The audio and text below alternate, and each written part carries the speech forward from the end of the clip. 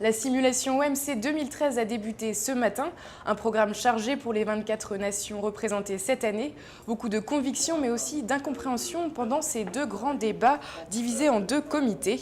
Au programme santé publique, technologie, biodiversité mais aussi compétition des marchés. D'un côté le comité présidé par Pierre Gendard et de l'autre par Oliver Vinette. Pierre Gendard qui s'est imposé avec un ton beaucoup plus dur. Les délégations de son comité se sont à l'évidence démarquées par leur efficacité à traiter de chaque sujet. De l'autre côté, certains n'ont pas hésité à qualifier la matinée de laborieuse. C'est le mot que l'on retient aujourd'hui. Il aura fallu attendre 14h45 avant de débattre d'un second sujet, alors que 3 heures plus tôt, l'autre comité l'entamait déjà. Oui, États-Unis.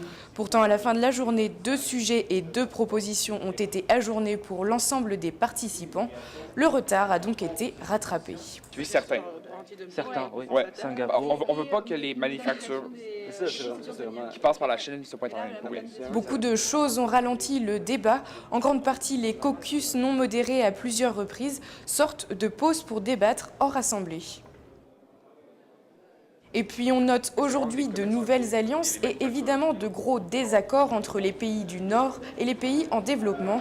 Pierre Gendard est resté très secret sur le sujet. Ils ont décidé quand même de faire une coalition entre pays du Sud pour proposer des textes qui soient plus forts. Vous pouvez peut-être nous dire quand même quel... Il y a certaines délégations comme par exemple le Brésil et l'Argentine qui ont une coalition marquée. Certains autres qui sont opposés aux propos tenus par la délégation du Canada qui a été un petit peu attaquée de toutes parts dans les 15 dernières minutes. Donc, il y a eu un petit peu une coalition contre le Canada pendant 15 minutes sur les propos qui ont été tenus. On retiendra 3 pays très investis aujourd'hui, le Canada, les États-Unis mais aussi l'Inde. Et pourtant Rémi Gillet semblait être seul contre tous aujourd'hui. Mes positions ont pu paraître assez entêtantes, mais ce que je veux dire c'est qu'il faut faire avancer les débats. Et ce n'est pas en restant sur sa chaise à simplement accepter des décisions du président qu'on peut faire avancer des débats, alors qu'il faut justement se battre pour que le règlement soit efficace. Quant à Alexandre Hugues Nicolas des États-Unis, il a pour sa part bien affirmé sa voix à plusieurs reprises et avec insistance. Alors je crois que c'était assez dur au début de se faire entendre, notamment face à l'Inde, à Panama.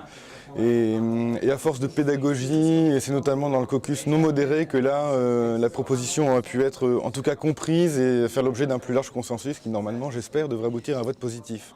On retiendra plusieurs choses aujourd'hui. La France a été moquée et puis 3 pays mis en avant, le Canada, l'Inde et les États-Unis.